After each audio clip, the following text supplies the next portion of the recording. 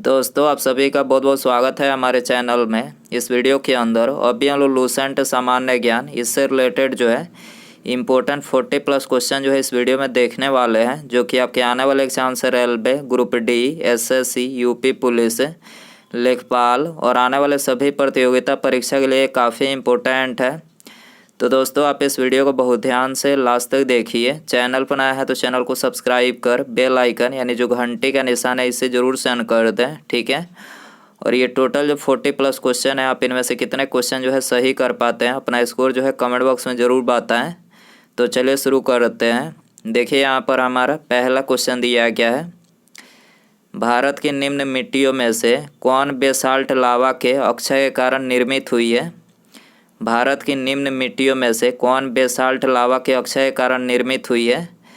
तो ये निर्मित हुई है रेगुर मिट्टी, जिसे काली मिट्टी के नाम से भी जाना जाता है। और ये सबसे अधिक किस राज्य में पाई जाती है, तो महाराष्ट्र राज्य में। काली मिट्टी या फिर रेगुर मिट्टी जो है सबसे अधिक किस राज्य में पाई जाती है, महाराष्ट्र राज्य में पाई जाती है। और ये कपास उत्पादन के लिए सबसे उपयुक्त मिट्टी है। काली मिट्टी या फिर रेगुर मिट्टी जो है ये कपास के उत्पादन के लिए सबसे उपयुक्त मिट्टी है। इसके अलावा भारत में जो है 8 प्रकार की मिट्टियाँ पाई जाती है, आपको याद रखना है। पहला जलोढ़ मिट्टी, दूसरी काली मिट्टी, तीसरी शुष्क एवं मरुस्थलीय मिट्टी, चौथी वन एवं पर्वतीय मिट्टी, पाँचवीं लैटराइट मिट्टी, छठवीं लाल एवं पीली मिट्टी, सातवीं लवणीय एवं क्षारीय मिट्टी और आठवीं जो है पीट एवं दलदली युक्त मिट्टी। यानी कुल 8 प्रकार की मिट्टियाँ जो है ये भारत में पाई जाती है, आपको याद रखना है। क्वेश्चन नंबर 2 है, किस कांग्रेसी सत्र में कार्यकारी कमेटी को सविनय अवज्ञा आंदोलन करने का अधिकार दिया गया था। वेरी इंपॉर्टेंट क्वेश्चन है। किस कांग्रेसी सत्र में कार्यकारी कमेटी को सविनय अवज्ञा आंदोलन करने का अधिकार दिया गया था। तो ये लाहौर सत्र में दिया गया था, ठीक है। आंसर हो जाएगा बी। भारतीय राष्ट्रीय कांग्रेस के लाहौर अधिवेशन की बात करें तो ये कब हुआ था, तो ये हुआ था 1929 में। कब हुआ था, 1929 में हुआ था। और इसके अध्यक्ष कौन थे, तो पंडित जवाहरलाल नेहरू जो थे इसके अध्यक्ष थे। क्वेश्चन नंबर 3 है, ऑल इंडिया अनटेजेबिलिटी लीग बाद में जिसका नाम बदलकर हरिजन सेवक संघ हुआ, इसके प्रथम अध्यक्ष कौन थे। तो हरिजन सेवक संघ के जो प्रथम अध्यक्ष थे वो थे घनश्याम दास बिरला, आपको याद रखना है। घनश्याम दास बिरला इसके प्रथम अध्यक्ष थे। आपको कहीं कहीं ऑप्शन में मिलेगा जी डी बिरला, ठीक है। जी.डी. बिरला आपको कहीं कहीं ऑप्शन में देखने को मिलेगा, तो कंफ्यूज नहीं होना है। घनश्याम दास बिरला जो इनका पूरा नाम होगा। तो आंसर हो जाएगा बी। क्वेश्चन नंबर 4 है, द्वितीय विश्व युद्ध के समय ब्रिटेन के प्रधानमंत्री कौन थे। द्वितीय विश्व युद्ध के समय ब्रिटेन के प्रधानमंत्री कौन थे, तो विंस्टन चर्चिल थे, ठीक है। दूसरी जो विश्व युद्ध हुई थी तो उस समय ब्रिटेन के प्रधानमंत्री विंस्टन चर्चिल थे। सी आंसर हो जाएगा। इसके अलावा क्लेमेंट एटली की बात करें तो ये भारत की आज़ादी के समय ब्रिटेन के प्रधानमंत्री थे, ठीक है। क्लेमेंट एटली जो थे ये भारत की आज़ादी के समय ब्रिटेन के प्रधानमंत्री थे। लॉर्ड चेम्सफोर्ड की बात करें तो भारत मतलब जालियांवाला जो बाग हत्याकांड हुआ था तो उस समय ये भारत के गवर्नर जनरल थे, ठीक है। भारत के गवर्नर जनरल जालियांवाला बाग हत्याकांड के समय कौन थे, तो लॉर्ड चेम्सफोर्ड थे, आपको याद रखना है। क्वेश्चन नंबर 5 है, भारत के किस राज्य में फुलहर झील स्थित है। फुलहर झील भारत के किस राज्य में स्थित है, तो ये स्थित है उत्तर प्रदेश राज्य में, ठीक है। सी करेक्ट हो जाएगा। इसके अलावा भारत की झीलों से संबंधित जो प्रश्न एग्जाम में पूछे जाते हैं वो यहाँ पर हमने लिख रखे हैं। पहला दिया गया है, हैदराबाद एवं सिकंदराबाद के बीच कौन सी झील स्थित है। तो देखिए हैदराबाद और सिकंदराबाद के जो बीच मतलब झील स्थित है, हुसैन सागर झील स्थित है। दूसरा दिया गया है, वेम्बनाड झील किस राज्य में स्थित है, केरल में है। विश्व प्रसिद्ध खारे पानी की झील सांभर झील किस राज्य में स्थित है, राजस्थान में स्थित है। लोनार झील किस राज्य में स्थित है, महाराष्ट्र में। लोकटक क्या है, लोकटक एक झील है। भारत में मीठे पानी की सबसे बड़ी झील कौन सी है, बुलर झील है मीठे पानी की सबसे बड़ी झील। भारत में ताज़े पानी की झील, भारत में ताज़े पानी की सबसे बड़ी झील बुलर झील किस राज्य में है, जम्मू कश्मीर राज्य में है। भारत की सबसे बड़ी लाइगुन झील कौन सा है? चिल्का झील जो कि उड़ीसा में स्थित है। भारत की सबसे बड़ी मीठे पानी की झील बुलर झील है जो कि जम्मू कश्मीर राज्य में स्थित है। भारत की सबसे बड़ी खारे पानी की झील सांभर झील राजस्थान में स्थित है। भारत की सबसे बड़ी कृत्रिम यानी आर्टिफिशियल झील कौन सी है? तो गोविंद बल्लभ पंत सागर झील जो कि सोनभद्र उत्तर प्रदेश में है।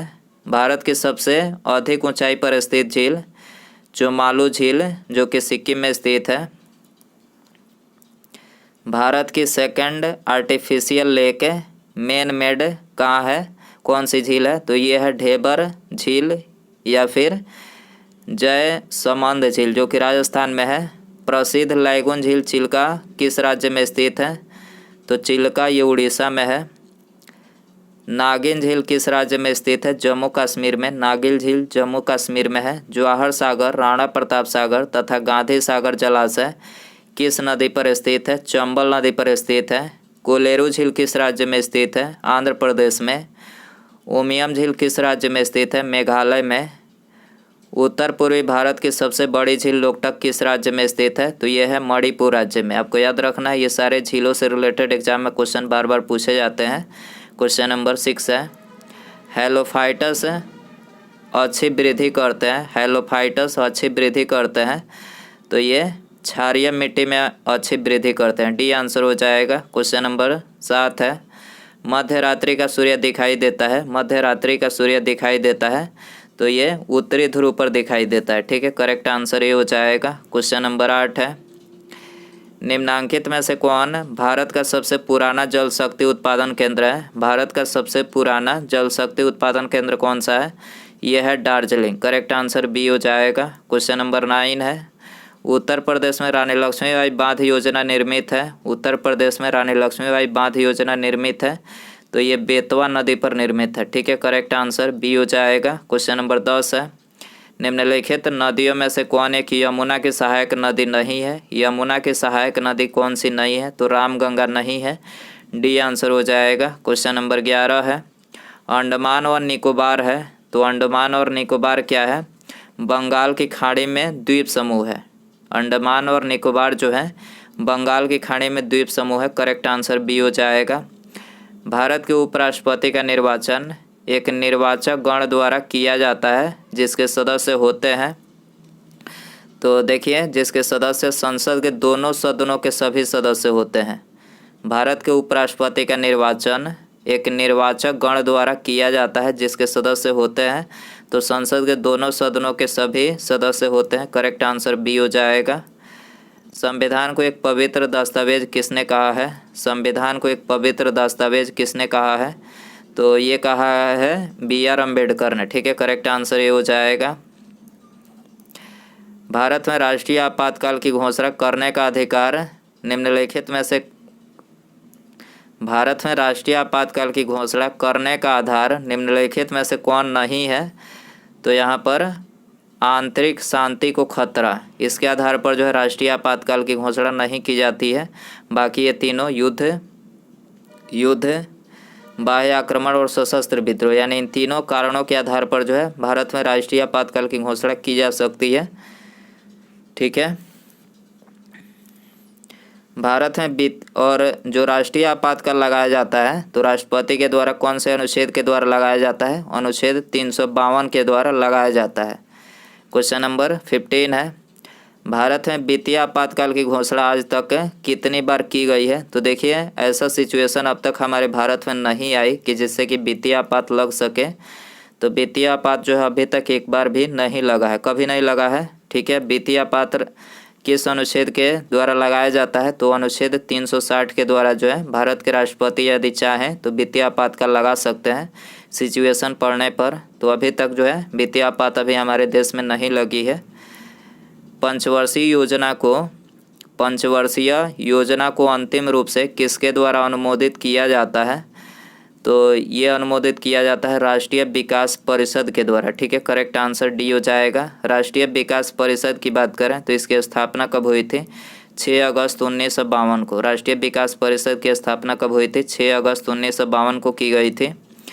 भारत में निर्धनता के स्तर का आकलन किया जाता है। भारत में निर्धनता के स्तर का आकलन किया जाता है तो ये किया जाता है परिवार के उपयोग व्यय के आधार पर। परिवार के उपयोग व्यय के आधार पर जो है भारत में निर्धनता के स्तर का जो है आकलन किया जाता है। सी आंसर हो जाएगा।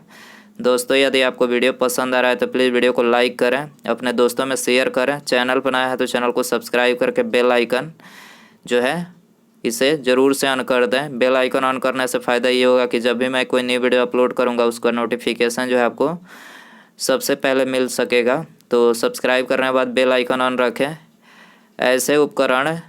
ऐसे उपकरण जो रासायनिक ऊर्जा को विद्युत ऊर्जा में परिवर्तित कर दे क्या कहलाता है? तो ये कहलाता है बैटरी। ठीक है, बैटरी जो है रासायनिक ऊर्जा को विद्युत ऊर्जा में परिवर्तित करता है। ये आंसर हो जाएगा। रात में किस पेड़ के नीचे सोने से इंसान की मौत हो सकती है?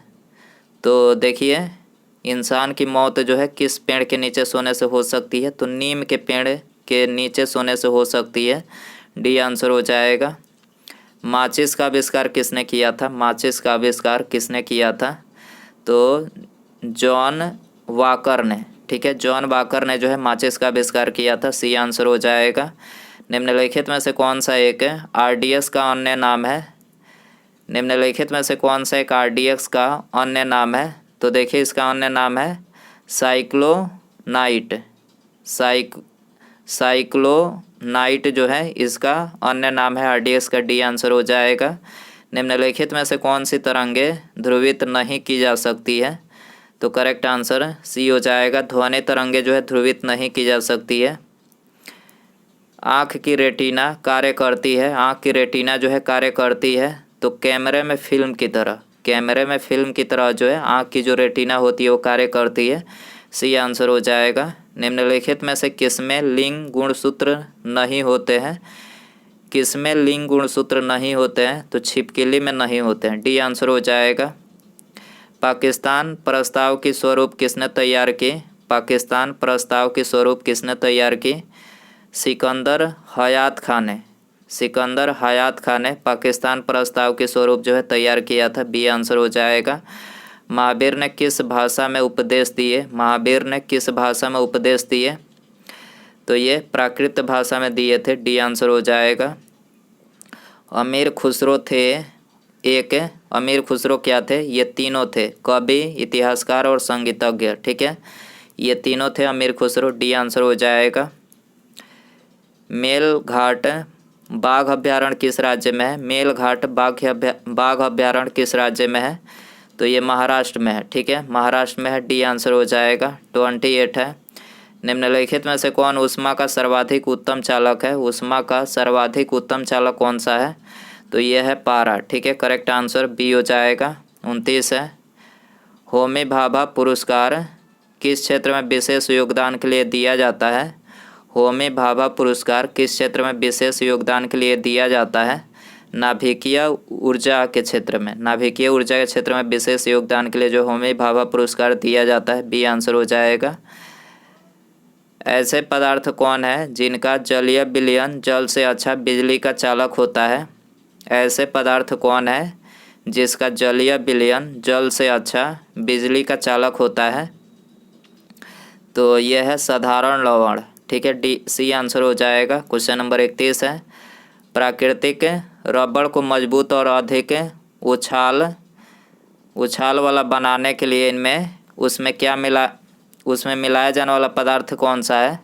प्राकृतिक रबड़ को मजबूत और अधिक उछाल वाला बनाने के लिए उसमें मिलाया जाने वाला पदार्थ कौन सा है? तो उसमें मिलाया जाने वाला जो पदार्थ है वो है सल्फर। ठीक है, सी आंसर हो जाएगा। निम्नलिखित में से किस पदार्थ का उपयोग बर्तनों को चमकीला बनाने के लिए किया जाता है? बर्तनों को चमकीला बनाने के लिए किस पदार्थ का उपयोग किया जाता है? जिंक ऑक्साइड का उपयोग किया जाता है। डी आंसर हो जाएगा। मीमांसा दर्शन के अनुसार मुक्ति संभव है कर्म से संभव है। डी आंसर हो जाएगा। निम्नलिखित में से किसके मृत्यु दिवस को आतंकवादी विरोधी दिवस के रूप में मनाया जाता है? आतंकवादी विरोधी दिवस के रूप में मनाया जाता है किसकी मृत्यु दिवस को? तो ये मनाया जाता है राजीव गांधी की मृत्यु दिवस को जो है आतंकवादी विरोधी दिवस के रूप में मनाया जाता है। सी आंसर हो जाएगा। यूएनओ की स्थापना कब हुई थी? यूनाइटेड नेशंस ऑर्गेनाइजेशन, इसकी स्थापना जो है संयुक्त राष्ट्र अंतर्राष्ट्रीय संगठन जो है इसकी स्थापना कब हुई थी?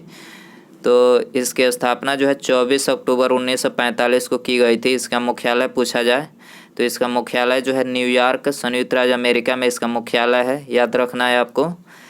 निम्नलिखित में से कौन सा विदेशी यात्री मोहम्मद बिन तुगलक के शासनकाल में भारत आया था? कौन सा विदेशी यात्री मोहम्मद बिन तुगलक के शासनकाल में भारत आया था? तो ये इब्न बतूता आया था। ठीक है, करेक्ट आंसर ये हो जाएगा। जनजातियों के लिए सर्वप्रथम आदिवासी शब्द का प्रयोग किसने किया था? जनजातियों के लिए सबसे पहले आदिवासी शब्द का प्रयोग किसने किया था? तो ठक्कर बापा ने किया था। आदिवासी शब्द का प्रयोग सबसे पहले ठक्कर बापा ने आदिवासियों के लिए किया था। बी आंसर हो जाएगा। क्वेश्चन नंबर 38 है, भारत में तालाबों द्वारा सर्वाधिक सिंचाई किस राज्य में होती है?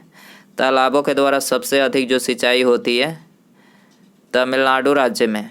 ठीक है, तमिलनाडु राज्य में होती है। सी आंसर हो जाएगा। क्वेश्चन नंबर 39 है, निम्नलिखित में से कौन रसायनों का सम्राट कहलाता है?